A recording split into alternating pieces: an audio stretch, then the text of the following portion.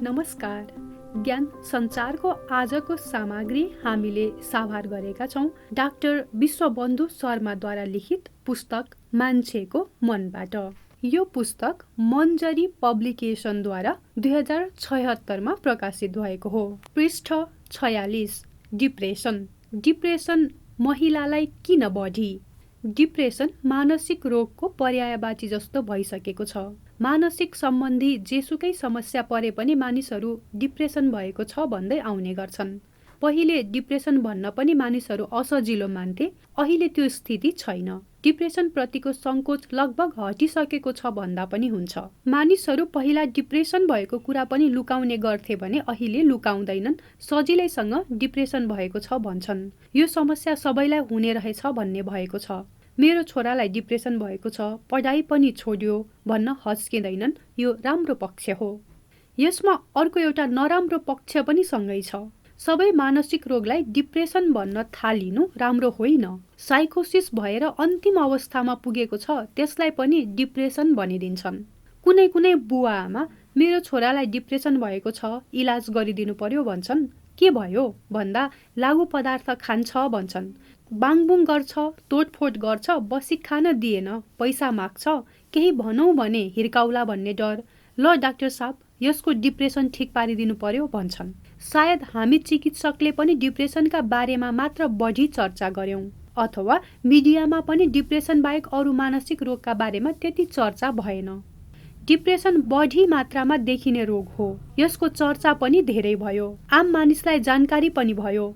त्यसैले पनि डिप्रेसन मानसिक रोगको पर्यायवाची बन्न पुगेको होला। अरू धेरै मानसिक रोग लाग्दा मानिसहरूले रोग भनेर स्वीकारै गर्दैनन्, उपचारको खोजीमा पनि प्राय हिँड्दैनन्। डिप्रेसन भएका बिरामीहरूले चाहिँ बढी सचेत भएर उपचार गर्ने चाहना राखेको देखिन्छ। डिप्रेसनसँग सम्बन्धित रोग जस्तै एन्जाइटी, घबराहट, नर्भसनेस हुने भएको छ भने मानिसले रोगको महसुस गर्छन्। एकदम चरम अवस्थामा भएको बेला अशक्त हुन्छन् र उपचार खोज्छन्। डिप्रेसनका बिरामीलाई धेरै राम्ररी सम्झाउन सकिने हुन्छ। निको हुँदा पनि डिप्रेसन पुरै निको हुन सक्छ। डिप्रेसनका बिरामी पूर्ण रूपमा पहिलेकै अवस्थामा फर्कन सक्ने र उत्तिकै क्रियाशील हुन सक्छ। त्यस्तो अवस्थामा डाक्टरलाई पनि सन्तुष्टि मिल्छ। हाम्रो शरीरको प्रतिरक्षा प्रणाली वा शरीरमा संक्रमण, भाइरस, ब्याक्टेरिया आदिबाट भयो भने सामान्यतया ज्वरो देखा पर्छ। मानिसलाई कुनै मानसिक आघात पर्यो, कुनै असफलता भयो, दिमागमा कुनै विषालु पदार्थको असर पर्यो, पोषणका कारणले असर पर्ने खालका घटना भयो, शरीरका कुनै हर्मोनहरूमा गोलमाल भयो र त्यसको प्रत्यक्ष असर दिमागमा पर्यो भने यस्तो अवस्थामा सामान्यतया डिप्रेसनका लक्षणहरू देखिन्छन्। हाम्रो मन, मानसिक अवस्था र व्यक्तित्वले प्रतिकूल परिस्थितिमा प्रतिक्रिया देखाउँदा आम रूपमा देखा पर्ने भनेको डिप्रेसनको लक्षण हो। सामान्यतया डिप्रेसनलाई हल्का, मझौला र कडा खालका भनेर छुट्याइन्छ।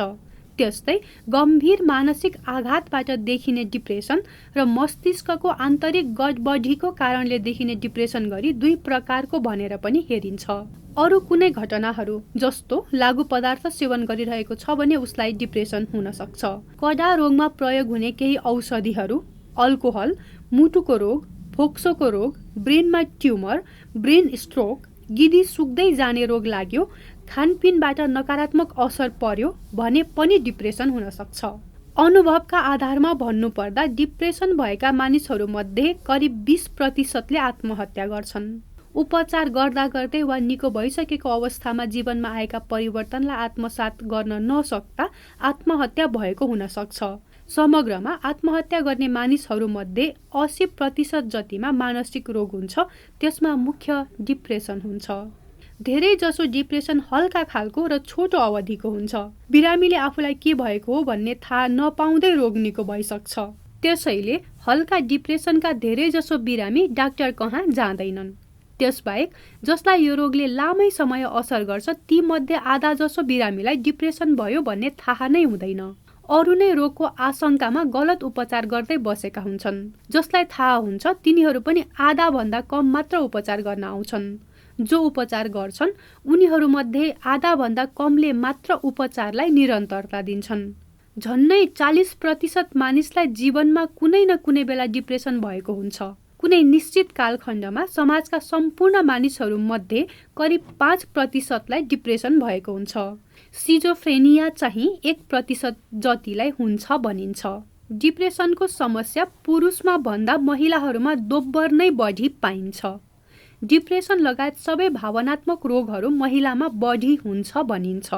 यसको कारण शारीरिक र मनोवैज्ञानिक मात्र नभई सामाजिक पनि हुन सक्छ। महिलाहरूको शरीरमा हर्मोनको पृष्ठभूमि पनि फरक हुन्छ। महिनावारी सुरु हुनु अघि, महिनावारी सुरु भएपछिको अवस्था, गर्भधारण गरेपछिको 9 महिनाको अवस्था, बच्चा जन्मिएपछि बच्चालाई स्तनपान गराउँदाको अवस्था, 50 वर्षपछिको उमेरमा महिनावारी सुकेपछिको अवस्था लगायत महिलाको जीवनमा फरक पृष्ठभूमि हुन्छ। यसरी विभिन्न चरणमा हुने हर्मोन लगायत शरीरको आन्तरिक परिवर्तनले डिप्रेसन आदिसँग सम्बन्धित रोगका लागि उपयुक्त वातावरण बन्छ।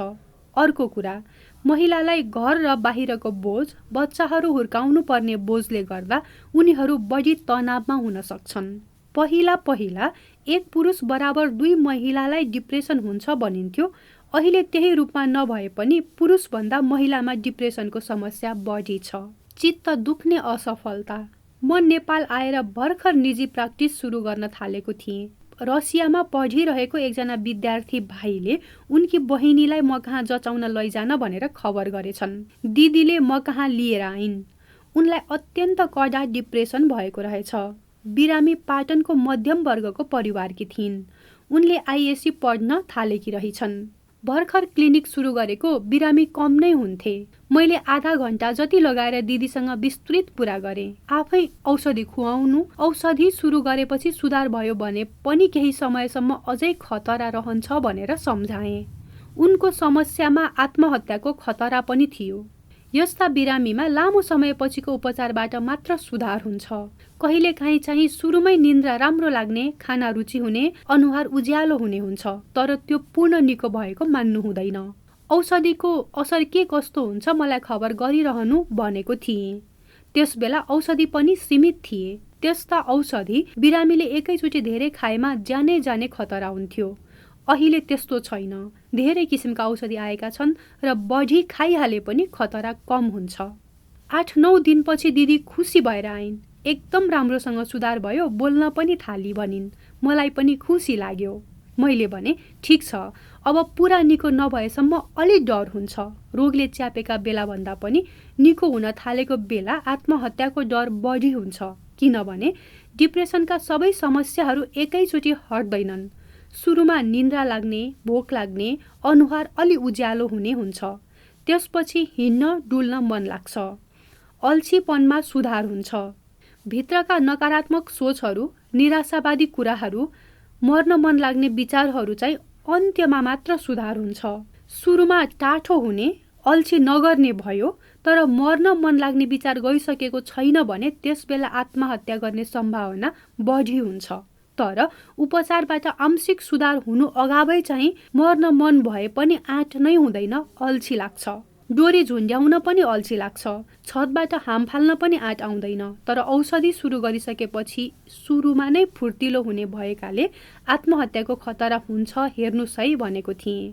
त्यस बेला मैले औषधि हेरफेर गर्नुपर्ने हुन सक्छ, 1 हप्तामा आउनुस् है पनि भने। तर उनी आइनन्।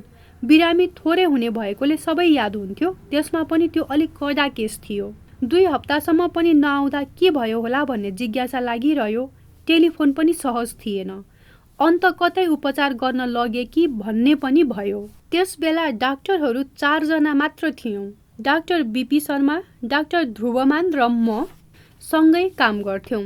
अर्को एकजना सैनिक अस्पतालको डाक्टर हुनुहुन्थ्यो, डाक्टर कुँवर। उहाँसँग प्राय भेट हुँदैन थियो। परिचित मानिसले सिफारिस गरेको र गम्भीर खालको केस भएकाले मलाई त्यस बिरामीप्रति निकै चासो भइरहेको थियो। मैले डाक्टर बीपी शर्मालाई एकदम सिरियस सुसाइडल टाइपको केस थियो, त्यस्तो बिरामी केटी आएको याद छ भनेर सोधेँ। उहाँले छैन भन्नुभयो। 1-2 दिनपछि डाक्टर ध्रुवमानलाई पनि सोधेँ। उहाँले पनि छैन भन्नुभयो। इन्डियातिर लगे कि भन्ने लाग्यो। पछि मैले वास्ता गर्न छाडेँ। 1.5 महिनापछि बिरामीकी दिदी आइन्। मैले उनको अनुहारबाटै के भयो होला भन्ने थाहा पाइहालेँ। मैले एकैचोटि सोधेँ, के भयो भन्ने कुरा मैले थाहा पाइसकेँ। कसरी भयो त्यो मात्र भन्नुस् त भने। उनले भनिन्, उपचार सुरु भएपछि राम्रो भइरहेको थियो। 1 हप्तापछि फेरि बिस्तारै झोक्राउन थालिन्। पहिलेकै जस्तो होला भन्ने ठान्यौं, निको होला भन्ने लागिरहेको थियो। बिहान खाना खाएर हामी हिँड्यौं, ठिकै थियो। बेलुका आउँदा बेहोस भएकी रहेछन्। नजिकै डाक्टर अशोक बज्राचार्य हुनुहुन्थ्यो, उहाँलाई बोलायौं। उहाँले अस्पताल लान जरुरी छैन भन्नुभयो। उसँग बहिनीहरू सँगै सुत्दा रहेछन्। उनले औषधिहरू खाए भन्दै लुकाएर राख्न थालेकी रहेछन्। 10-12 दिनको औषधि जम्मा गरेर एकैचोटि खाइछन्। पछि मैले डाक्टर अशोक बज्राचार्यलाई पनि सोधेँ, मैले हेरेको यस्तो खालको बिरामीले आत्महत्या गरेछ, तपाईले हेर्दा कस्तो थियो? उहाँले मृत्यु भइसकेको थियो भन्नुभयो। यो मैले हेरेको बिरामी मध्ये मलाई ठूलो झट्का दिने खालको पहिलो केस थियो। सक्सेस स्टोरी हुनुपर्नेमा असफल भएकोमा मेरो दिमागमा गहिरो छाप पर्यो। बीचमा सुधार भएर पनि यस्तो घटना हुँदा मलाई निकै नराम्रो अनुभव भयो। भित्रसम्म चित्त दुख्यो। रोगले गर्दा भाग्य बन्यो। एकपटक डिप्रेसनबाट पीडित, कुनै औषधिले पनि प्राय नछुने अवस्थाकी एक महिला उपचारमा आइन्। मैले विभिन्न औषधिहरू परिवर्तन गरेर हेरेँ, कुनैले पनि प्रभावकारी रूपमा काम गरिरहेको थिएन। गाह्रो भयो, शास्ति भयो भनेर म कहाँ आएर रुने कराउने गर्थिन्। पछि निकै कडा औषधि चलाउन थाले, छुन थाल्यो। ती औषधि निकै महँगा थिए। मासिक 6000 जति औषधिमा खर्च हुन थाल्यो। निम्न वर्गकी मानिस उनलाई खर्च धान्न नै निकै अप्ठ्यारो थियो। उनको काम गर्ने क्षमता कम भइसकेको थियो, तर खर्च बढ्दै गयो। यसले गर्दा उनलाई परिवारमा हेप्ने, उडाउने गर्न थाले। पागल भई भनेर सबैले हेप्ने, छिछि र दूर गर्न थाले। मलाई भन्थिन्, अब त म आत्महत्या नै गरौँ जस्तो भइसक्यो। बाँच्न मन लाग्दैन, केही गर्न सकिन। खर्च मात्र बढी भएकाले सबैले हेपे, घरमा अर्घेलो भइसके। म फेरि हेल्पलेस छु। यस केसमा पनि थप केही गर्नै सकिन। डिप्रेसन औषधि खाँदा खाँदै उनलाई बिस्तारै हाइपोमेनिया, डिप्रेसनको ठिक विपरीत अवस्था सुरु भएछ। यसरी हाइपोमेनिया भएको बेला उनी एकपटक देउता आयो भनेर बकी छन्। कालीको नाम लिएर कोट अनकोट शक्ति आयो भन्दै काम्ने बक्ने गर्न थालिछन्। यसरी काम्ने बक्ने क्रम सुरु भएपछि अरूले तिमीलाई त लौ दक्षिणकाली माता चढिन्, चोखो नितो गर, नित्य पूजा गर भनेछन्। उनी त्यही गर्न थालिछन्। उनले आफू बस्ने, खाने, पूजा गर्ने छुट्टै ठाउँ बनाइन्। सुत्ने, उठ्ने, नुहाई धुवाई गर्ने, के खाने के नखाने आफै नियम बस्यो। दक्षिणकाली माताको उपासना गर्न थालिन्। यसो गर्न थालेपछि सबैले उनलाई माता भनेर मान्न थाले। अचानक उनले अरूको हात हेर्ने, भविष्यवाणी गर्ने, ग्रहदशा हेर्न थालिन्। अनुहार हेरेर, चामल हेरेर ग्रहदशा, सफलता असफलता भन्न थालिन्। देखाउन आउनेहरूले उनको भनाइ जीवनसँग मेल खाएको अनुभव गर्न थाले। यसपछि मानिसहरू उनलाई भेट्न, दर्शन गर्न, भेटी चढाउन र आफ्ना बारेमा कुराहरू सुन्नका लागि लाइन लागेर बस्न थाले।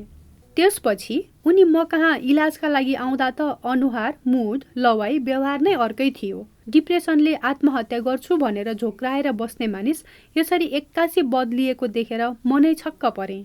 उनी फुरफुर गर्दै, ल डाक्टर साहब मलाई हतार छ, वहाँ मानिसहरू कुरिरहेका छन् भन्थिन्। मैले छक्क पर्दै के भयो भनेर सोधेँ। उनले, ल डाक्टर साहब मलाई खर्च मात्र गर्ने, कमाउन नसक्ने भनेर सबैले हेला गर्थे। अहिले त घरको, केटाकेटीको पढाइ खर्च सबै धान्ने नै मै हुँ भनिन्। अब मेरै कमाइले घरको तला थप्न लागेका छौँ भनिन्। मैले, ल ठिकै छ, औषधि चाहिँ नछोड्नु भने। अहिले औषधि ठिक मिलेको छ, प्रसन्नता आएको छ। औषधि हटाएपछि पहिले जस्तै अवस्थामा पुग्ने भएकाले यही औषधि खाइराख्नु भने। उनी बेला बेलामा फलोअपका लागि आउँथिन्। एकपटक त तपाईँकै हात हेर्छु भनिन्। मैले हात दिएँ, के भनेर गइन्। यसरी भन्दा मोटामोटी कुराहरू मिल्छन्। तपाईँ मेहनती हुनुहुन्छ, सहयोगी भावनाको हुनुहुन्छ, अरूलाई माया गर्नुहुन्छ, अरूको त्यसै खाउँ भन्ने लाग्दैन, मानिसहरूलाई आदर गर्नुहुन्छ, यस्तै कुराहरू भनिन्। अरू के भन्न लागेकी थिइन्। मैले ल अरू पछि भनेर बिदा गरेँ। अहिले घरमा उनको स्थिति पुरै फरक भएको छ। पहिला सबैले हेला गर्थे भने अहिले सबैले सम्मान गर्छन्।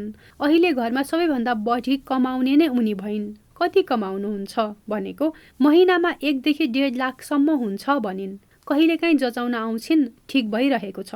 मैले हेर्दा उनलाई हाइपोमेनिया भएको हो। मैले के गर्नुहुन्छ भनेर सोधेँ। उनले आफूले घरमा गर्ने नियम बताइन्। अहिले त मलाई नै देवी चढेको भनेर पूजा पनि गर्छन्, फलफुल पैसा चढाउँछन्, भक्तहरू बढ्दैछन्।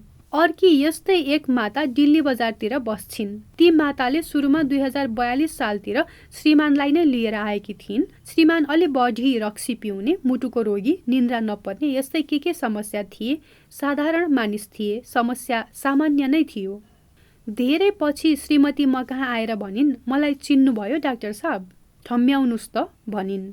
रातो पिरो उज्यालो अनुहार छ, लवाई पनि महँगो छ, सुन गहना त्यस्तै छन्। मैले ठम्म्याउन सकिनँ भने। उनले भनिन्, तपाईँ र बिपी डाक्टर साहबले मलाई वीर अस्पतालमा भर्ना गर्नुभएको थियो। बेला बेला ओपिडीमा देखाउन आउँथे।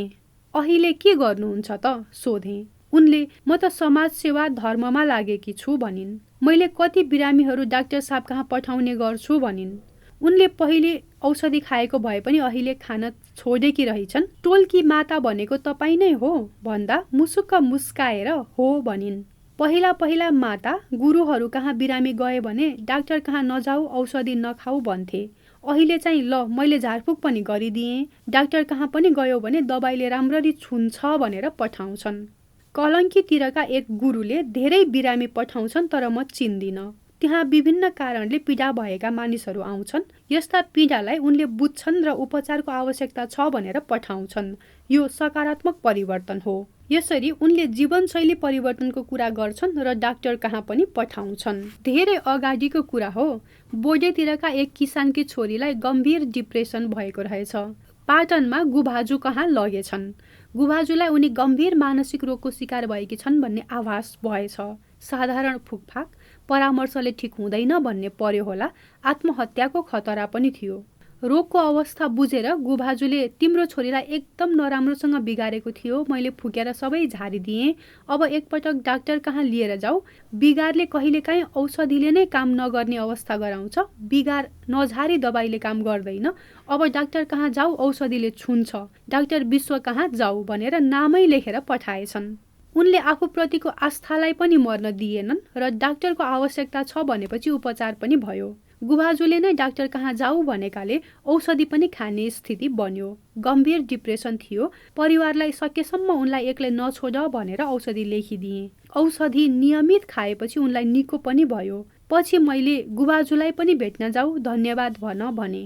उपचारको आवश्यकता भएकालाई डाक्टर कहाँ पठाउनु निकै राम्रो भावना हो। प्राकृतिक चिकित्सकहरूले पनि डाक्टर कहाँ पठाउने गर्छन्। म पनि आवश्यकता अनुसार उनीहरू कहाँ बिरामी पठाउने गर्छु। उनीहरूले अरू विभिन्न विधिहरू अपनाएर स्वस्थ रहन मद्दत गर्छन्। खानपिन नियन्त्रण हुन्छ, रहनसहन राम्रो हुन्छ, समग्र शरीरलाई उपचार गर्छन्। यसले फाइदा पनि गर्छ। आत्महत्याबाट जोगाउने उपाय। डिप्रेसनका केसमा आत्महत्या गर्ने प्रवृत्ति भएको अवस्थामा हामी हरेक डिप्रेसनका बिरामीलाई दुईवटा कुरा गर्छौँ। डिप्रेसनको बिरामीलाई पहिला मर्न पाए हुन्थ्यो भन्ने विचार आउँछ। त्यसपछि कसरी आत्महत्या गर्ने होला भन्ने विचार आउँछ। आत्महत्याको योजना बनाउँछ। यसरी आत्महत्या गरेमा पीडा नभई पक्लक्क मर्छु होला भन्ने विचार गर्छन्। अनि त्यसको तयारी हुन्छ। डोरी वा विष किनेर ल्याउने गर्छन्। कतै बाहिर गएर मर्ने चाहना भए बाटो तय गर्छन्। अनि आत्महत्याको प्रयास गर्छन्। कोही सफल हुन्छन्, कोही असफल। कसैको लामो समयदेखि आत्महत्या गर्ने इच्छा जाग्यो, आत्महत्याको विचार, तरिका आदि आयो, योजना बन्यो, तर गरेको छैन भने उसलाई आँट नै नआएको हुन सक्छ। घरका मानिसलाई थाहा नै नहुन सक्छ। कुनै काम गर्न आँट त चाहिन्छ, तर डिप्रेसनमा यसको अभाव हुन्छ। आँट र शारीरिक शक्ति पनि कम हुने भएकाले जे पनि पछि गरौँ भन्ने हुन्छ। औषधि खुवाएपछि एकैचोटि सबै लक्षणलाई निको पार्दैन। स्विच थिचेर बत्ती बाले जस्तो एकचोटि झलमल हुँदैन, बिस्तारै हुन्छ। पहिला शारीरिक सुधार हुन्छ। टाउको दुख्ने गरेको भए पहिला दुखाइ कम हुन्छ। पेट, ढाड दुखेको भए कम हुन्छ। भोक नलाग्ने, निन्द्रा नलाग्ने कम हुँदै जान्छ। त्यसपछि हिँडडुल गर्ने फुर्ती आउँछ, बोल्ने गफ गर्ने हुन्छ। त्यसै बेला आत्महत्या गर्ने मनसाय रहेछ भने आँट पनि आउँछ। अरू लक्षण सुरुबाटै कम हुँदै गए पनि आत्महत्याको विचार निकै पछि मात्र हटेर जान्छ। त्यसकारण उपचार सुरु गर्ने अवस्था भन्दा उपचार सुरु गरेर आंशिक सुधार हुन थालेपछि खतरा बढी हुन्छ। हामी सधैँ यो कुरा बिरामीका आफन्तलाई भन्छौँ। यदि डाक्टर र बिरामी बीच राम्रो संवाद भएको छ, डाक्टरले सोधेको राम्रो जवाफ दिन्छ, आफ्नो कुरा सेयर गर्छ भने त्यो अवस्थामा उसलाई प्रतिबद्धता गर्न लगाउँदा त्यसले केही हदसम्म आत्महत्या रोक्न मद्दत गर्छ। उसलाई यसरी प्रतिबद्ध गराउन सकिन्छ। मर्नु भनेको वान वे ट्राफिक जस्तो हो। एकपटक कोसिस गरेर हेरौँ न भन्ने हुँदैन, फर्केर आउने कुरा पनि हुँदैन। जुन कार्य गर्दा सबै कुरामा पूर्ण विराम लाग्छ त्यो कुरा त जहिले गरे पनि त हुन्छ नि, आजै गर्नुपर्छ भन्ने छैन।